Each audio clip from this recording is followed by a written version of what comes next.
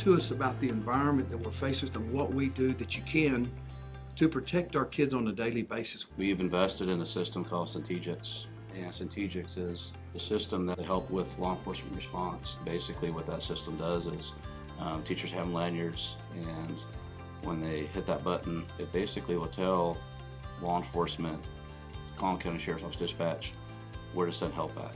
That was one of our very first investments in coming aboard here, that we all sat down together and talked about what can we do to help protect our children. I'm very proud that we've made that decision to put that system in the school district. There's a cost to safety. We can't skimp when it comes to that. The things that we do from a safety standpoint and from a district standpoint are well vetted out. We have a vision for our future. We work hard to make sure people understand that. We're adding officers. We're looking at the bullet-resistant film, Centegix, ball games. Talk about that, the number of staff and what you do with the city to get us help when we need it. So we've increased our staff when it comes to the ball games.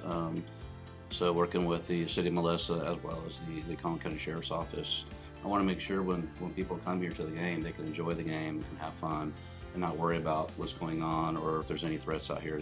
I can reach out to the other agencies to help us monitor traffic or spend time in the school district in school zones, or if we need a drone to be in the air for if we're running a big event, we can utilize that. Our job is to work with other law enforcement agencies and partner with the Fusion Center in Collin County to ensure that any threat that's made to our school districts is looked into ASAP. So the Collin County Sheriff's Office, who manages the Fusion Center for North Texas, their focus is looking for any type of threats made on social media, anything that would stand out to harm a community, which they'll partner with that law enforcement entity and share the information on what they've learned and found. So I'm a huge advocate of see something, say something, and the school-based law enforcement officers in Melissa have these conversations with the children. So we want to make sure that they understand that if you see something, please say something. And when they say something, we listen and we'll act appropriately. And we don't always broadcast the things that we do, the actions that we take. We're not in a position to do that. That's a great point, that we don't always talk about the things, how we're responding to things, because if it's an investigation, we got to keep those to ourselves and investigate it appropriately. But I will assure you that things are being looked into when they're brought to our attention. We also on our website have the anonymous reporting that you can always report that way, or my email directly is on the website, and you can send me an email direct.